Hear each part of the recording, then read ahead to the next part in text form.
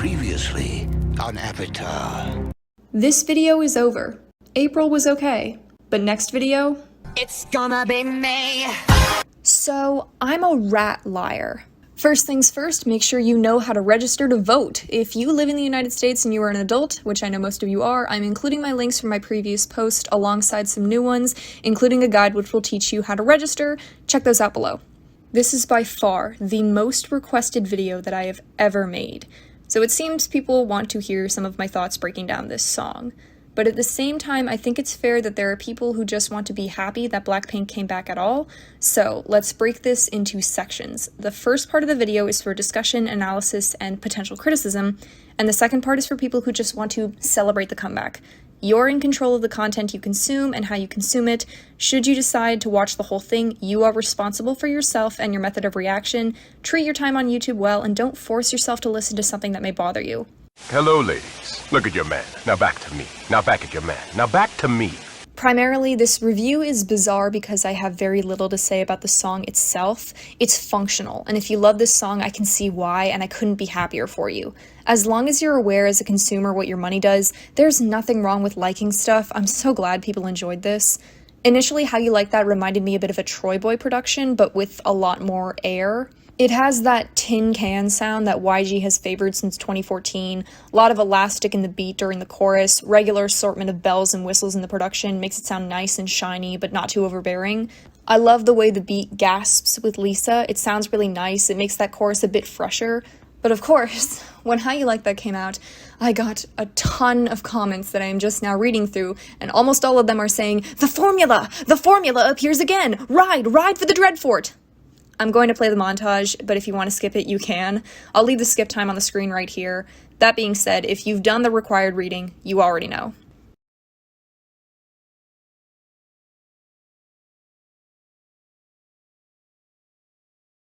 Every chorus is made up of the same three components. Number one, a key phrase, usually in English. Number two is repetitions of onomatopoeia, or a secondary phrase. And number three is a cycling pattern of electronic notes.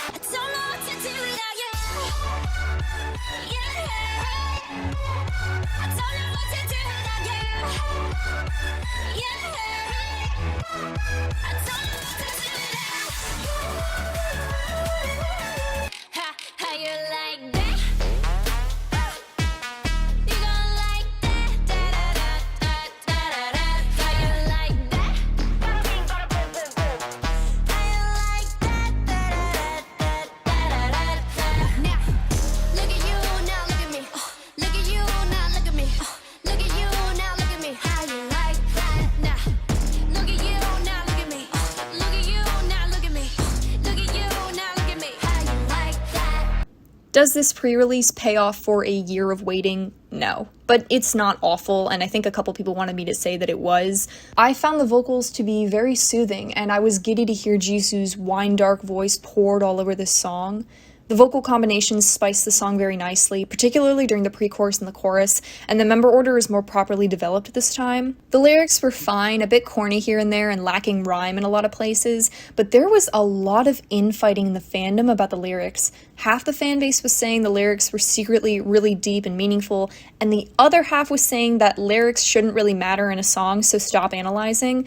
So you have the fanbase choosing the two most polarizing sentiments as defenses for the lyrics, and all that really proves is that the lyrics aren't overly meaningful, or there would have been some sense of consistency in the reactions.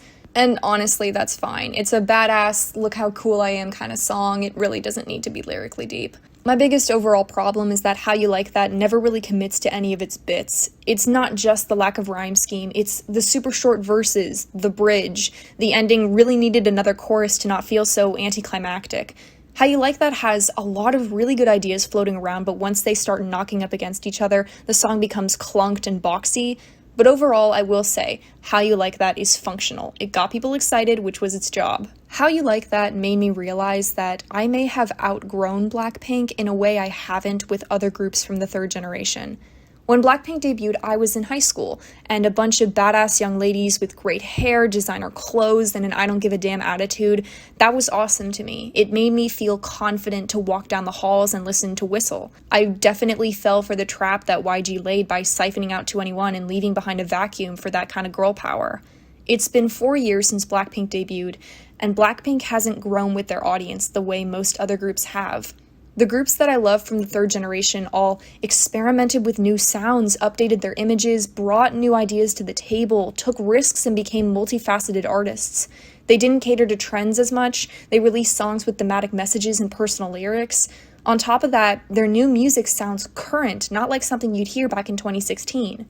But Blackpink is still doing exactly what they did during debut, and that's why the formula has become so obvious. On top of that, the members themselves have grown as entertainers, and How You Like That puts them back in a box that they're better than. Blackpink has been reliving Boombayah for 4 years, and that is a long time to milk the same cow, and you can hear it in the music quality, which should be the most important thing. They keep reslotting themselves back into that debut demographic space, capturing whatever batch of teenagers are present that year. It's a constant cycle of catch and release with their audience, substituting out age groups of fans in a way that other groups don't have to. There is no other fandom with so many scores of why I'm no longer a fan, why I unstand Blackpink, why I left the fandom, as well as tons of in-house fighting between fans. The fandom is in constant growing and shrinking pains. Much of Blackpink's current fans are new fans, who are significantly younger than the original fans, so there's always tension between the two. Solo stans are rampant in the fandom, and they only increase as new fans pour in who are more vulnerable to the marketing. The first 2 years or so of Blackpink's fanbase didn't have anywhere near as much tribalism and self-destruction. That's not to say everyone who was a fan from debut is now gone, not at all. Rather, YG Entertainment is so desperate to keep a stranglehold on their debut demographic that their original audiences have outstripped a lot of the emotional and parasocial connection that Blackpink can offer. Blackpink doesn't grow with their fans, and in consequence ends up shedding them like a dead skin. This is part of the reason why YG has to lie when Blackpink's tours don't sell out. It's why their Instagrams are more active than their Spotifys. I also believe it's become obvious that YG's idea of teenage girls as a demographic label is more and more inaccurate to the teenage girls who love Blackpink and look up to them, which is why some of the catering done within that structure just comes off as juvenile. And every time we speak about this, every time I say something, people say I'm disrespecting the members' hard work, as if I want them to starve. And yeah, the obvious response is that just because your fave did something doesn't mean it should be left untouched by feedback. But the more important answer is, this isn't Blackpink's real work. Blackpink's work is in a stolen journal that held Jennie's handwritten songs, and in the projects that Rosé promised her fans just for YG to push them into the vault. The only people disrespecting Blackpink's work are the faceless executives in YG and the people who blindly line their wallets. How You Like That is the physical result of the members' hard work being stifled. They create music and they get punished for it, and How You Like That success is only going to reinforce that system. The truth is, if you ever want to hear the songs Jennie wrote, you have to stop giving YG your money. Well, that was depressing. So let's talk about my favorite parts of this era. Jisoo loved your dance. Yes! Dance Yes! for me! Ah! This is the cutest shit I've ever seen. The engagement between the members and the fans this era has been some of the best in a while. Jennie and Rose in particular just seem so relaxed and confident. Rosie, how can you be so pretty? Last year, everything related to YG felt very tense and uncomfortable, and the girls just seemed trapped more than happy, but these past few weeks have been so relieving. I forgot how good it was to see their faces again. I don't know anything about high fashion, clearly. I just know that Jennie and Jisoo looked particularly perfect. Everything about these looks is just so fresh to me. With the exception of this wig on Lisa, it makes her look 13 at her first anime convention dressed as a Vocaloid, and Lisa deserves so much better than that. The short hair on Lisa is so cute, and I'm so glad that she's promoting it during the lives. She is the prettiest Edna mode to ever exist. I wanted to like the colder lavender wash in Rose's hair, and I think as a color it definitely suits her. It makes her cheekbones look really, really elegant, but I feel like her hair is beyond damaged at this point, and it just makes me a little sad. But I did come out winning because she did get some longer bottoms this time. Thank you, Rose, you have never once let us down. I really hope she's feeling better and knows that people are going to love her no matter what. Last year was just so uncomfortable. The four of them really seem to have put their time off to good use. The energy is there during the performances. Jisoo has been my favorite part of the performances. She's clean, she's calm. I might be alone in this, but this era for me was Jennie and Jisoo. Both of them have seemed really comfortable, relaxed. Jennie's hair might be my favorite she's ever had, and her smile is my favorite coping mechanism in these trying times. This is a Jensu era. I don't accept constructive criticism. Lisa and Rose did such a number on the ensemble parts to the dance. They were both sharp and fluid, and that was a great contrast to Jisoo and Jennie, who were laxer and slower to boil. Altogether, the energy pulsed in perfect unison this time, and you can tell how hungry they were. I think they absolutely sank their teeth into the style of the era. I really liked Sour Candy. The galactic in-between spaces sound is just what the song needed to bridge Blackpink's higher, sweeter voices with Gaga's lower, regal tone. It's a really great marriage of opposites. It's smooth until it's scratchy, it skitters until it slides, and that auditory commitment to the theme made the song addictive on multiple levels, sour and sweet. I know there was some discontent about the chorus, but I personally really liked it. It has that Gaga touch, the Vogue, the runway sound that I really like about her. The song is weightless in the best way, and the chorus releases all that pressurized air like a hatch to a touchdown spaceship. I think Rose particularly suits the song the most, and her lines are my favorite. The ambiance of the song reminded me of another runway-type favorite, so I made an edit. Enjoy!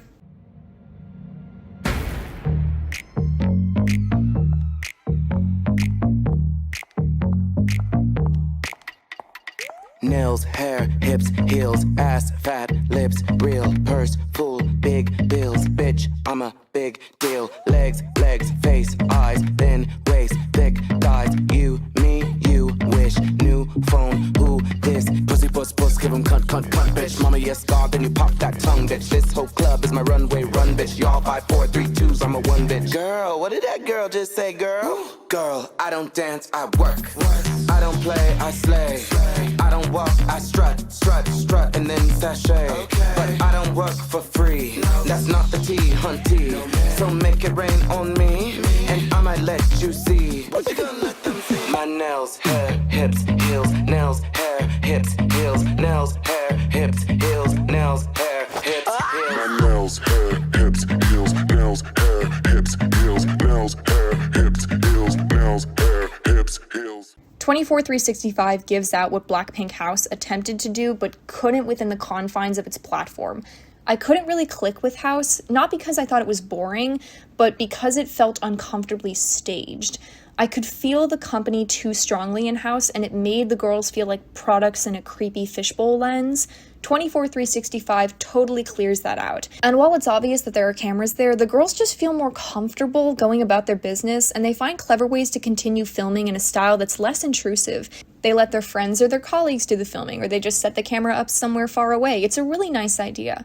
24/365 shows off the sides of Blackpink that we desperately want to see off stage, the hard work that's the backbone of their careers, the camaraderie of the members together, and the comfort of their individual lives. It's brilliant marketing, and it also lets the members go outside their prescribed boxes from Blackpink House.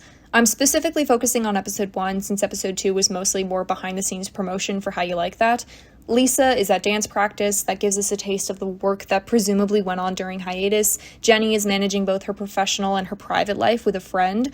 Jisoo and Rose have a pottery date in a rainstorm. It is genuinely good entertainment and a fantastic way to let the members produce more character-based content. Watching Lisa's dance practice allows us to reacquaint ourselves with her work ethic. Letting her work with an instructor is a very humbling image. It shows she's eager to learn even at her level. It's a good combination of professionalism and showing off without being pretentious.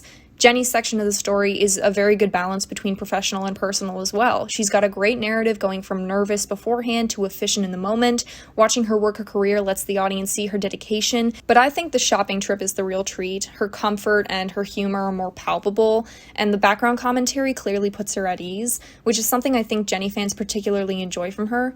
The pottery story is by far my favorite, and it's not just because Jisoo is there, but Jisoo makes everything better. It's really nice to see a segment entirely disconnected from their work life, and this feels like a quiet, isolated moment inside their lives with no stress. Rose is flat out hilarious. She gets very intense about the most random of details, the cactus, the teacups, the rain, especially the pottery assistant. Her little flirtations here and there are both sweet and charming, and she comes off as such an angel in this video.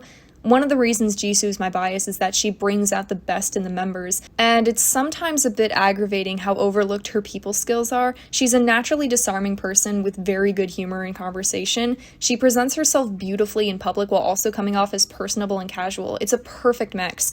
I loved her in this video. She's just, ugh. There's nothing quite like Jisoo. One more quick thing before I go. While I was gone, one of my videos had a small spike, and it's the one discussing the history of the villain bandwagon that was pushed onto Jenny during 2018 and 2019.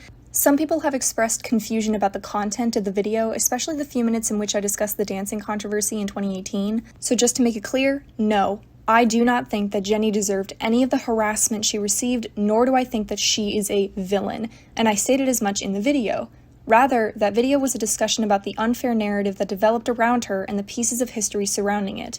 I do think, and I do state in the video, that I could sympathize with fans who felt worried or even disappointed by some of the performances, that there were consumer consequences to the incident that did damage to her, and that constructive criticism is important for all idols that we care about. I also took the time to explain in full why the bashing she received was deplorable, and that the company that should have protected her instead abused the situation to make money. The problem I'm seeing with some engagement of that video is that a couple fans seem to think that my discussing that part of her career at all means that I somehow agree with the way she was treated for it, even when I explicitly stated the opposite and pointed out why it was objectively immoral for people to bash her. Picking and choosing which of my words you want to hear and then spreading that distortion is directly forcing a narrative, which is exactly what the video was rebuking. I included as many parts of her career as I could to help people understand where the bandwagon came from and why I believed it was unfair. Me saying a thing happened is not me giving my opinion on it. The reason I made the video was to make a case in defense of an idol I admire and look up to because I felt she was being unfairly slandered in a broader industry narrative. People were asking, why is the title like that? Honestly, the quotation marks around a word in a title means that it's facetious, and I know a lot of you grew up with the internet, so I shouldn't have to explain that. That's just a basic reading skill.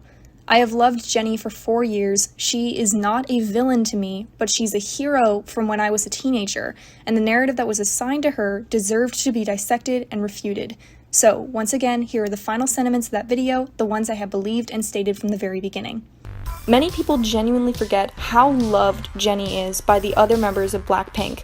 The way Jisoo, Rose, and Lisa talk about her and interact with her speaks volumes about what she's like behind the scenes. They love her, truly, and not just them but other idols as well, like Irene and Nayeon. I'll leave this off by saying that I admire Jenny for coming through the other side, and I hope this villain narrative is finally buried in the dirt. These last few sentences are for my subscribers, because I have been gone for over 50 days now, and I'm really sorry about that. Thank you guys so much for waiting for me to get better and supporting me through a really rough period of my life. I'll talk to you soon.